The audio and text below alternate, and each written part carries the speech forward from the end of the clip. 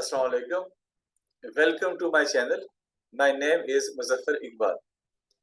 Last video में हमने ये देखा कि स्टैटिक वेरिएबल्स क्या होते हैं, जावा में स्टैटिक वेरिएबल्स को हम कैसे डिफाइन करते हैं और उनको कैसे यूज करते हैं. आज की वीडियो में हमने ये देख रहे हैं कि स्टैटिक मेथड्स क्या होते हैं, जावा में स्टैटिक मेथड्स को कैसे डिफाइन और कैसे यूज करते हैं.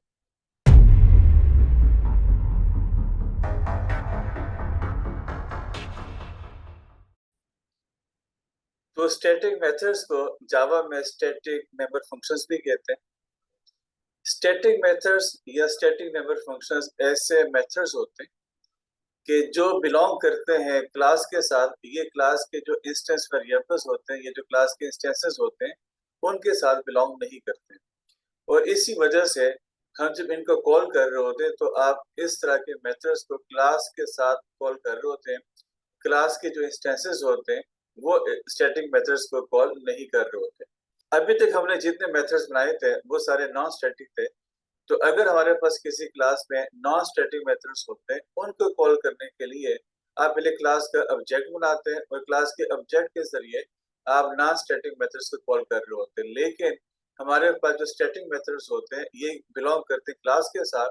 इनको कॉल करने के लिए आपको क्लास का जो इंस्टेंसेस होते हैं वो रिक्वायर्ड नहीं होते, बल्कि डायरेक्टली क्लास के नेम के साथ आप इन मेथड्स को कॉल कर रहे होते हैं. स्टैटिक मेथड्स को डिफाइन करने के लिए हम किसी भी मेथड से पहले स्टैटिक का कीवर्ड लगा लेते हैं और उसके बाद जो बाकी इसकी जो बॉडी और इसके जो बाकी प्रोसीजर है ये सारा वही है जो हम यूज करते हैं नॉन स्टैटिक मेथड के साथ.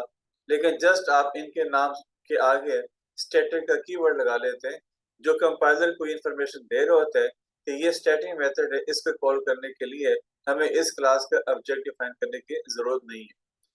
तो जस्ट लाइक नॉर्मल मेथड के आप इसको डिफाइन कर रहे होते हैं, लेकिन आप इसकी जो रिटर्न टाइप होती है उससे पहले आप स्टैटिक का कीवर्ड लगा लेते हैं और इससे कंपाइलर को ये आइडिया हो जाता है कि ये हमारे पास एक आम मेथड नहीं है, ये स्टैटिक मेथड है और इसका कॉल भी हम स्टैटिक तरीके से ही कर रहे होते हैं. तो लेट्स अगर आपने इस तरह का एड मेथड डिफाइन कर दिया किसी क्लास में, तो इसको कॉल करने के लिए आप क्लास का नेम लिखेंगे और जो हमारे पास मेथड का नेम होगा आप वो लिखेंगे. अगर सपोज ये कोई पैरामीटर्स रिसीव कर रहा होता है तो उन पैरामीटर्स को आप यहाँ से वैल्यूज दे देंगे और अगर वहां पे ये कोई वैल्यू रिटर्न कर रहा होगा तो ये हमारे पास रिटर्न होकर यहाँ पे स्टोर हो जाती है. तो मतलब इसको कॉल करना, इसको डिफाइन करना तकरीबन सेम ही है जिस तरह नॉन स्टैटिक हमारे पास मेथड्स होते हैं. लेकिन डिफाइन करने से पहले हम यहाँ पे स्टैटिक का कीवर्ड लगा लेते हैं और कॉल करने के लिए हम क्लास के जो इंस्टेंस होते हैं वो डिफाइन नहीं कर रहे होते हैं, बल्कि क्लास के नेम के साथ डायरेक्टली इस तरह के मेथड्स को कॉल किया जा सकता है. अब यहाँ पे क्वेश्चन ये है कि हम स्टैटिक मेथड डिफाइन क्यों कर रहे होते हैं. किसी भी क्लास में अगर आपको एक ऐसा मेथड चाहिए कि उस मेथड के लिए जो क्लास के इंस्टेंस वेरिएबल्स हैं आपको वो प्रोसेस नहीं करने, बल्कि ये हमारे पास एक ऐसा मेथड होता है जिसको हम नॉर्मली यूटिलिटी मेथड कह रहे होते हैं. इनको कॉल करने के लिए जो क्लास के वेरिएबल्स हैं, जो क्लास के इंस्टेंस वेरिएबल्स हैं, आपको वो नहीं चाहिए होते हैं, बल्कि ये आपको एक यूटिलिटी प्रोवाइड कर रहे होते हैं और ये किसी भी टाइम पे कॉल किए जा सकते हैं without defining the object of the class. तो हम ऐसा काम करने के लिए इस तरह के मेथड डिफाइन कर लेते हैं. फॉर एग्जांपल हमारे पास एक क्लास है, उस क्लास में हमें एक मेथड चाहिए जो कि आपको दो वैल्यूज का सम निकाल के दे सके. अब वो जो दो वैल्यूज का सम है ये क्लास के इंस्टेंस वेरिएबल्स नहीं, बल्कि आप प्रोवाइड करना चाहते हैं कि मेरे पास एक ऐसे मेथड होना चाहिए कि जिसको मैं रन टाइम पे जो दो वैल्यूज दूं, उन दो वैल्यूज का जो सम होगा ये मुझे वो रिटर्न करके दे सके. तो ऐसा करने के लिए उस क्लास का आप इंस्टेंस क्रिएट करें या ना करें, दोनों सूरतों में हमारे पास ऐसे मेथड को कॉल किया जा सकता है रन टाइम को जस्ट दो वेरिएबल्स की वैल्यू देके. या लेट्स से हमारे पास एक मेथड है, हम ये चाहते हैं कि अगर उस मेथड को हम अगर सपोज 1 दें तो ये मुझे रिटर्न करे मंडे. अगर आप उसको पास करते हैं 2 तो ये आपको रिटर्न करते हैं ट्यूसडे. आप उसको अगर पास करते हैं 3 तो ये आपको रिटर्न करते हैं नेक्स्ट डे. तो मतलब रन टाइम पे आप उसको एक वैल्यू देंगे और उस वैल्यू के बेस पे जो उसका रिजल्ट बनेगा हमें वो चाहिए होता है. और ऐसे पूरे प्रोसेस में उस क्लास के जो इंस्टेंसेस हैं या जो क्लास के हमारे पास इंस्टेंस वेरिएबल्स हैं वो हमें यहाँ पे प्रोसेस नहीं कराने होते। तो ऐसे केस में हमारे पास जो मेथड बनेगा वो स्टैटिक होगा, क्योंकि इसके अंदर हमारे पास जो प्रोसीजर है उसमें जो आप कोड लिखेंगे उस कोड में या उस प्रोसेस में जो उस क्लास के वेरिएबल्स हैं, जो उस क्लास के इंस्टेंस वेरिएबल्स हैं जिसको हम नॉर्मली एट्रीब्यूट्स कह रहे होते हैं, तो ये मेथड उन एट्रीब्यूट्स पे डिपेंड नहीं कर रहा होता, बल्कि इसके अपने वेरिएबल्स होते हैं और उन वेरिएबल्स के बेस पे ये आपको कोई रिजल्ट देना चाहते हैं। लेट्स हमारे पास अगेन स्टूडेंट क्लास है, तो स्टूडेंट क्लास में हमारे पास सपोज एक मेथड है ग्रेड का, तो उस ग्रेड के लिए आप स्टूडेंट का मार्क्स देंगे। मार्क्स उस क्लास का एक इंस्टेंस वेरिएबल है जिसकी बेस पर आपको वो ग्रेड देगा कि अगर स्टूडेंट के मार्क्स इतने हैं तो इसका ग्रेड ये निकलेगा। तो ऐसे केस में हमारे पास जो मेथड बनेगा वो ना स्टैटिक है, वो स्टैटिक नहीं होगा, क्योंकि उस मेथड के कोड में आप जो वेरिएबल यूज करेंगे वो उस क्लास के एट्रीब्यूट्स होंगे, उस क्लास के इंस्टेंस वेरिएबल्स होंगे।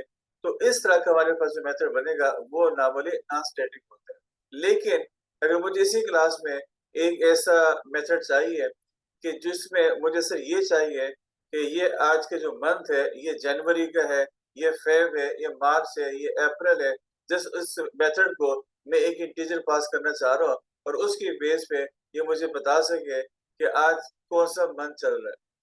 अब ऐसे प्रोसेस के लिए मुझे जो क्लास के इंस्टेंस वेरिएबल्स या एट्रीब्यूट्स हैं, जैसे स्टूडेंट का रोल नंबर है, उसका नेम है, उसके मार्क्स है, मुझे ये नहीं चाहिए होंगे, बल्कि जस्ट उसको मैं एक वैल्यू पास करूंगा जो कि बेसिकली उस एंटिटी या उस क्लास के एट्रीब्यूट में नहीं है और जिसकी बेस पे मैंने प्रोसेस करवाना है।